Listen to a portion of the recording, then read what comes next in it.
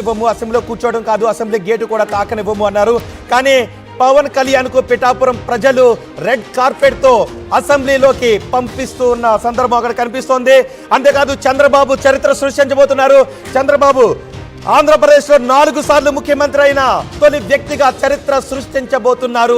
ఈ ఫలితాలను బట్టి చూస్తే మనకి ఒకసారి ఆర్టీవీ స్క్రీన్ పైన చూడండి. నెంబర్ చూస్తున్న టీడీపీ కూటమి, ఎన్డీఏ కూటమి 151 సీట్ల దిశగా ముందుకు దూసుకువెళ్ళిపోతుంది. టీడీపీ సింగిల్ గా 134 సీట్లలో ఆధిక్యంలో ఉంది. గత ఎన్నికల్లో ఏదైతే టీడీపీని పరిమితం చేశారో అదే స్థానాల్లో 24 సీట్లలో వైసీపీ ప్రస్తుతం కనబరుస్తూ ఉంది. ఈ ట్రెండ్స్ ను చూస్తున్నట్లయితే వైసీపీ ఆధిక్యత ఇంకా కోల్పోయే అవకాశం ఉంది అని చెప్తోంది. ఖచ్చితంగా ఇది ఒక చరిత్ర. ఆంధ్రప్రదేశ్ ప్రజలు కూటమికి చాలా స్పష్టమైన ఆధిక్యతను కట్టబెట్టే దిశగా కసిగా ఓట్లు వేశారు అని టీడీపీ నేతలు చెప్తున్నారు. జనసేన 21 స్థానాల్లో పోటీ చేసింది, 14 స్థానాల్లో ఆధిక్యతను కొనసాగిస్తోంది. మనం చూడొచ్చు ఎన్నికల సమయంలో వైసీపీ అధినేత జగన్మోహన్ రెడ్డి చాలా మార్పులు చేశారు. ఎమ్మెల్యేలందరినీ కూడా మార్చారు, మంత్రుల స్థానాలను కూడా మార్చారు.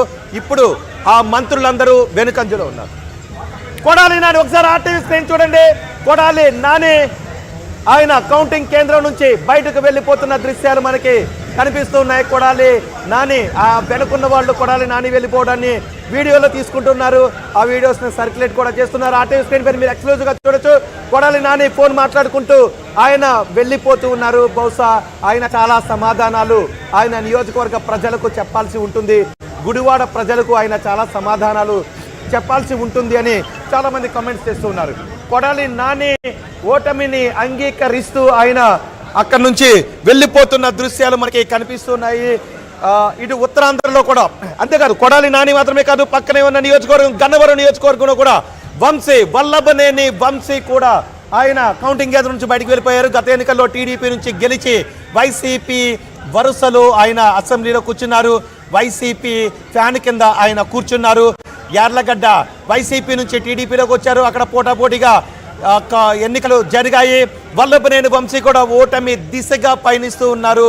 యార్లగడ్డ విజయం దిశగా పయనిస్తూ ఉన్నారు. కొడాలి నాని కౌంటింగ్ కేంద్రం నుంచి బయటకు వస్తున్న దృశ్యాలు మనం ఆర్టీవీ స్క్రీన్ పైన చూడొచ్చు. ఖచ్చితంగా విజయం మాదే అంటూ చెబుతూ వచ్చిన కొడాలి నాని వెనుగండ్ల రాము చేతిలో ఆయన పరాజయం దిశగా ముందుకు వెళుతూ ఉన్నారు. అందుకే ఆయన కౌంటింగ్ కేంద్రం నుంచి బయటకు వచ్చేస్తూ ఉన్నారు. ఇప్పటికే మనం ఆర్టీవీ స్క్రీన్ పై చూడొచ్చు. ఆంధ్రప్రదేశ్ ప్రజలు చాలా స్పష్టమైన మెజార్టీని, చాలా స్పష్టమైన ఆధిక్యతను కూటమికి, ఎన్డీఏ కూటమికి కట్టబెట్టారు. ఎన్డీఏ కూటమిని ఆంధ్రప్రదేశ్లో అధికారంలో కూర్చోబెడుతున్నారు. అనుకున్నారు వేవ్, ఇట్స్ ఎ వేవ్. ఆంధ్రప్రదేశ్లో వేవ్ కనబడుతోంది. ఇది మామూలు వేవ్ కాదు, ఇది ఒక సునామీ వేవ్ అనుకున్నారు. కూటమి బలం ఉంటుందా, వైసీపీకి ఎదురుగాలి వీస్తుందా, ఒకవేళ కూటమి బలం ఉంటే చాలా నెక్కునెక్కొచ్చే అవకాశం ఉంటుందని. కానీ అవన్నీ తుడిచిపెట్టుకుపోయాయి. ఆంధ్రప్రదేశ్లో బంగాళాఖాతం సునామీతో, పసుపు సునామీతో విరుచుకు పడుతున్న పరిస్థితి కనిపిస్తోంది. తెలుగుదేశం సునామీ విరుచుకుపడుతోంది, జనసేన సునామీ విరుచుకుపడుతుంది, బీజేపీ సునామీగా విరుచుకుపడుతుంది. ముప్పేట దాడి ఆంధ్రప్రదేశ్లో కొనసాగింది. వైసీపీ నేతలకు మరొక దారి వదిలింది అని చాలా మంది చేస్తున్నారు. ఎందుకంటే కౌంటింగ్ కేంద్రాల నుంచి బయటకు వెళ్ళిపోవడానికి అని చెప్తున్నారు.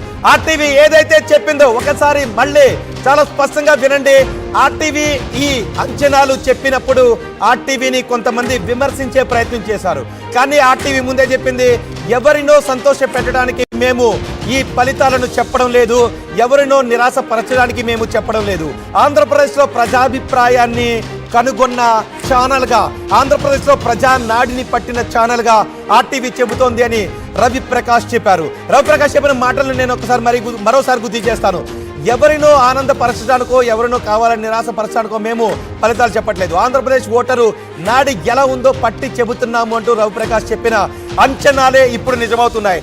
ఎగ్జిట్ పోల్స్ కంటే ముందు రవిప్రకాష్ స్టడీ ఆంధ్రప్రదేశ్ షేక్ చేసింది, తెలుగు రాష్ట్రాన్ని షేక్ చేసింది. అందుకే అమెరికా, ఇతర దేశాల నుంచి కూడా తెలుగు వారు మరోసారి ఆర్టీవీకి ఫోన్ చేసి మాకు పోలింగ్ తర్వాత చెప్పండి సిచ్యువేషన్ ఎలా ఉంది అని అడిగితే మళ్ళీ రవిప్రకాష్ స్టడీ నిన్ననే చెప్పారు. అదే స్టడీ ఇప్పుడు ఏం చెప్పారో ఇప్పుడు అదే ఫలితాల్లో మనకి కనిపిస్తోంది. ఆంధ్రప్రదేశ్ ఓటరు రాసిన తీర్పును ఆర్టీవీ ముందుగానే పసిగట్టింది. ఆర్టీవీ ముందుగానే చెప్పింది. ఏ సర్వే సంస్థ ఇవ్వని రిజల్ట్స్ ను ఫలితాలను ఆర్టీవీ చెప్పింది. అవే మీకు ఇక్కడ వస్తున్నాయి. అందుకే ఆర్టీవీ అతి తక్కువ కాలంలోనే తెలుగు ప్రజల అభిమానాన్ని చూరగొంది. ఇప్పుడు ఆంధ్రప్రదేశ్ విషయం మాత్రమే కాదు, మొన్నటి తెలంగాణ ఎన్నికల విషయంలో కూడా ఆంధ్రప్రదేశ్ ఏదైతే చెప్పిందో తెలంగాణ ప్రజలు అదే నిరూపించారు. ఇప్పుడు ఆంధ్రప్రదేశ్ ప్రజలు కూడా అదే నిరూపిస్తున్నారు. దీంతో ఒక్కసారిగా ఆర్టీవీ వ్యూయర్షిప్ బాక్సులు బద్దలవుతున్న పరిస్థితి కనిపిస్తోంది. ఆంధ్రప్రదేశ్లో ప్రజలు ఆర్టీవీనే పెట్టుకుని చూస్తున్నారు ఆయా పార్టీ కేంద్రాలు కూడా. ఒకసారి విజయవాడ వెళ్దాం. విజయవాడ నుంచి సమాచారం అందించడానికి మా ప్రతినిధి రాజేష్ మనకు అందుబాటులో ఉన్నారు. రాజేష్, ఏంటి మొత్తం ఒక్కసారిగా సునామీ కనిపిస్తోంది, కూటమి సునామీ కనిపిస్తోంది. తెలుగుదేశం పార్టీ కూటమి, ఎన్డీఏ కూటమి గత ఎన్నికల్లో అధికార పార్టీ సాధించిన స్థానాల్లో ప్రస్తుతం అక్కడ స్టే అయ్యింది. గత ఎన్నికల్లో టీడీపీ సాధించిన స్థానాల్లో వైసీపీ పరిమితం అయ్యింది. ఏంటి అక్కడ పరిస్థితి మొత్తం? ఎస్ అండి, ఏపీ వ్యాప్తంగా కూటమి సునామీ కనబడుతుంది. 2019లో వైసీపీ సునామీ ఏ విధంగా దూసుకొచ్చిందో అదే విధంగా ఇప్పుడు అంటే బ్యాలెట్ ఓట్ల దగ్గర నుంచి కూడా కూటమి అభ్యర్థులు దూసుకుపోతున్నారు లీడింగ్ లో. ముఖ్యంగా ఉమ్మడి కృష్ణా జిల్లాలో చూస్తే కనుక 16 స్థానాల్లో 15 స్థానాల్లో కూటమి అభ్యర్థులు లీడింగ్ లో ఉన్నారంటే ఏ స్థాయిలో కృష్ణా జిల్లాలో కూటమి ప్రభావం ఉందో చూడాలి. ముఖ్యంగా కంచుకోట వైసీపీ కంచుకోటగా భావిస్తున్నటువంటి అటు గన్నవరం టీడీపీలో గుడివాడలో కూడా టీడీపీ అభ్యర్థులు దూసుకుపోతున్నారు. బ్యాలెట్ ఓట్లు తెరిచిన దగ్గర నుంచి కూడా ఆధిక్యంలో దూసుకుపోతున్నారు. ప్రస్తుతం గుడివాడ ఎమ్మెల్యే కొడాలి నాని కౌంటింగ్ కేంద్రాల నుంచి వెళ్ళిపోయారు. వంశీ కూడా కొద్దిసేపటి క్రితమే అక్కడి నుంచి వెళ్ళిపోయారు. అదేవిధంగా పామరు ఎమ్మెల్యే కైలా అనిల్ కుమార్ కూడా కౌంటింగ్ కేంద్రాల నుంచి వెళ్ళిపోతున్నారంటే పరిస్థితి ఏ స్థాయిలో ఉందో అర్థం చేసుకోవచ్చు. దాదాపు ఉమ్మడి కృష్ణా జిల్లాలో 16 స్థానాలుంటే 15 స్థానాల్లో సునామీ కూటమి అభ్యర్థులు దూసుకుపోతున్నారు. విజయవాడ పార్లమెంటుతో పాటు ఇటు మచిలీపట్నం పార్లమెంట్ లో కూడా అటు కేసినేని చిన్ని, ఇటు వలబనేని బాలశౌరి లీడింగ్ లో దూసుకుపోతున్న పరిస్థితి అయితే ఉమ్మడి కృష్ణా జిల్లా నెలకొంది. ముఖ్యంగా గన్నవరం గురించి, గుడివాడ గురించి ప్రత్యేకంగా మాట్లాడుకోవాలి. ఎందుకంటే ఎవరు వచ్చినా తనను ఓడించలేరంటూ శపథం పూరినటువంటి కొడాలి నానిని వెనిగల రాము ఓడించబోతున్నారనేది ప్రస్తుతం మొదటి రౌండ్ రెండో రౌండ్ పూర్తయినటికి వస్తున్న సంకేతాలు. మరోవైపు గన్నవరంలో కూడా వలబనేని వంశీని ఓడించలేరంటూ ఆయన అనేక శపథాలు చేశారు. కానీ యార్లగడ్డ వెంకట్రావు వంశీని ఓడించబోతున్నారనే సంకేతాలు మొదటి రౌండ్ రెండో రౌండ్ ఫలితాల తర్వాత చాలా స్పష్టంగా కనబడుతుంది. కాబట్టే వల్లభనేని వంశీ, కొడాలి నాని కౌంటింగ్ కేంద్రాల నుంచి వెళ్ళిపోయారు. అయితే కౌంటింగ్ కేంద్రాల నుంచి వెళ్ళిపోయే టైంలో వాళ్ళిద్దరు కూడా నవ్వుతూ వెళ్లారు. దానికి కారణం అంటే ఇంకా రౌండ్లు మిగిలి ఉన్నాయి కాబట్టి గెలుస్తామనే నమ్మకంతోనో లేకపోతే ఓటమి భయంతోనే ఓటమి తెలుసుకున్నారు కాబట్టే వెళ్ళిపోయారనే దానిపైన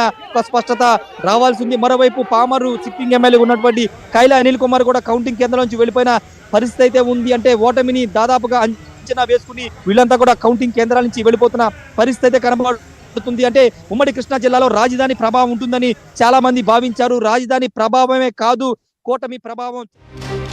బ్రేకింగ్ న్యూస్, పిఠాపురంలో పవన్ కళ్యాణ్ కి సంబంధించిన బ్రేకింగ్ న్యూస్. పవన్ కళ్యాణ్ 5 రౌండ్లు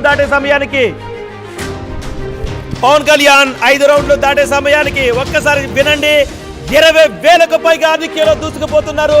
పవన్ కళ్యాణ్ మెజార్టీకి సంబంధించి చాలా బెట్టింగ్స్ కూడా నడిచాయి. నిజానికి బెట్టింగ్స్ గురించి మాట్లాడే విషయం లేకపోయినప్పటికీ మాట్లాడుకోవాల్సిన పరిస్థితి ఉంది. పవన్ కళ్యాణ్ మెజార్టీ గురించి బెట్టింగ్స్ చాలా నడిచాయి. పవన్ కళ్యాణ్ ఈజీగా